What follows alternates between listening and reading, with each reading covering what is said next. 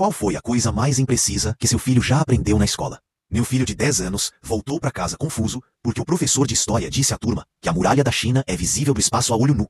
E para ser sincero, eu percebi a confusão dele antes mesmo de ele abrir a boca. Alex entrou pela porta, segurando a mochila de um jeito estranho, como se ela estivesse mais pesada do que realmente era.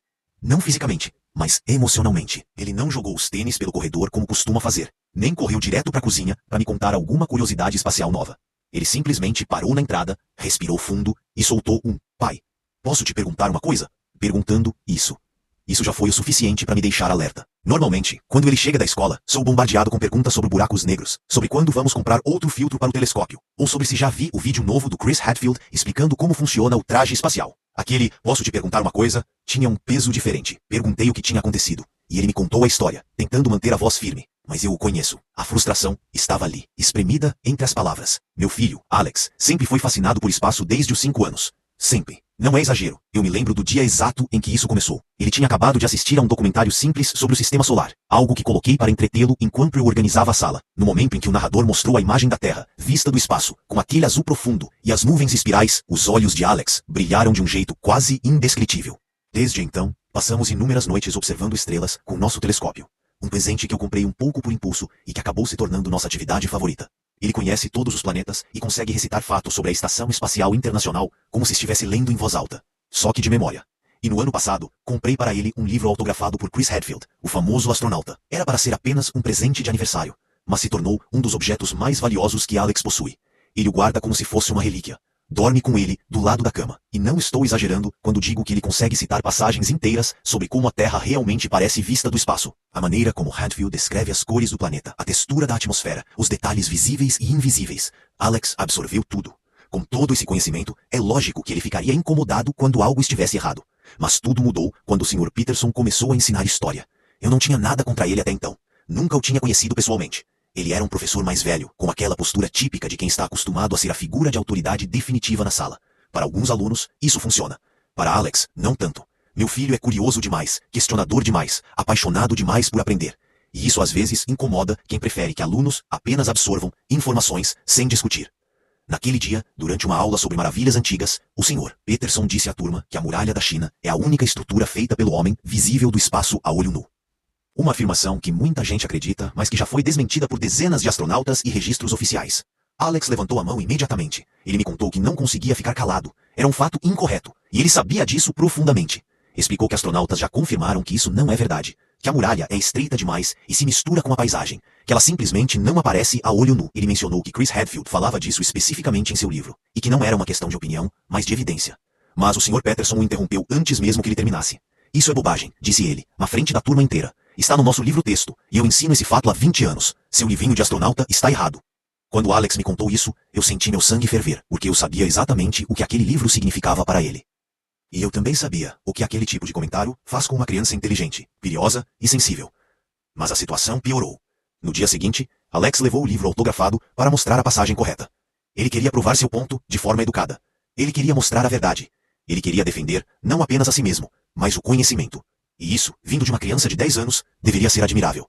Mas em vez de ouvir, o Sr. Peterson confiscou o livro. Pegou-o da mão dele, como se fosse um brinquedo impróprio.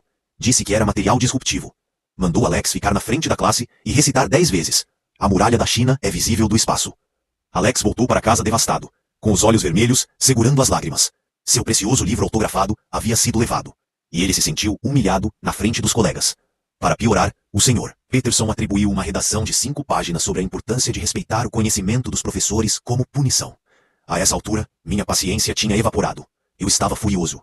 Enviei um e-mail ao Sr. Peterson explicando os fatos, citando fontes oficiais e pedindo o livro de volta. A resposta dele foi quase inacreditável. "Não preciso de fatos espaciais de um pai. O currículo diz que a muralha é visível do espaço. Então é isso que eu ensino." Essa frase ficou ecoando na minha cabeça pelo resto do dia.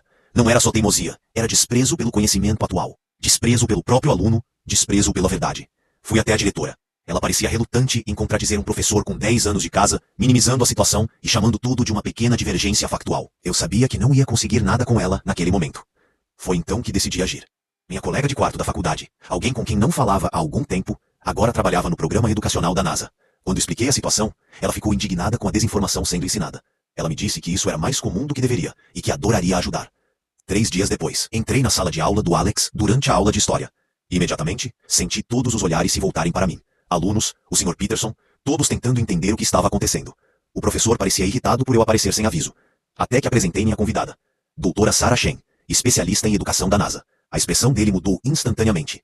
Doutora Shen perguntou, com toda a educação do mundo, se poderia falar com a turma sobre observações do espaço.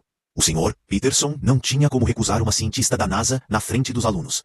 Ele tentou sorrir, mas ficou claro que estava desconfortável.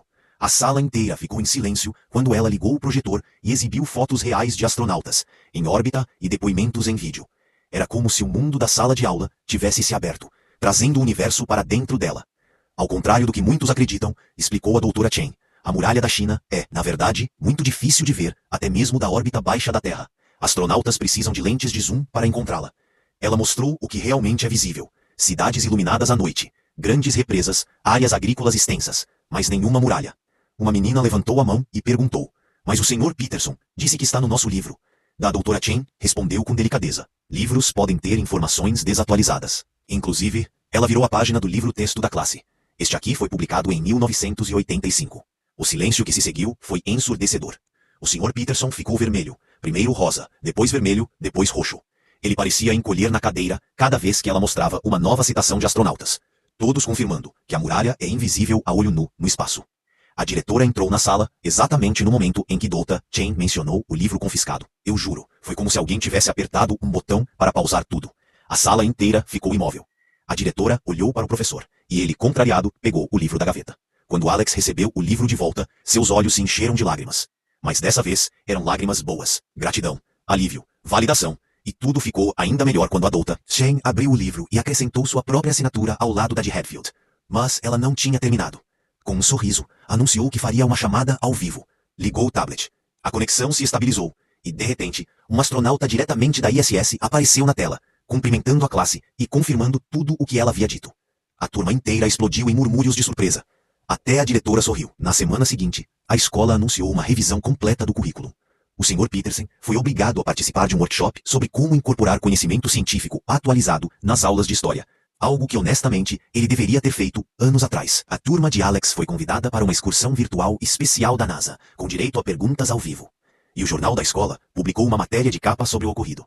Aluno de 10 anos ajuda a escola a atualizar currículo de história. Quanto ao livro, ele agora está exposto em uma vitrine na biblioteca da escola com uma placa que diz: este livro pertence a Alex S. Sua curiosidade e coragem ajudaram nossa escola a lembrar que aprender nunca para, nem para professores.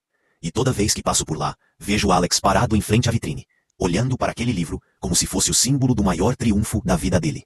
E talvez seja mesmo.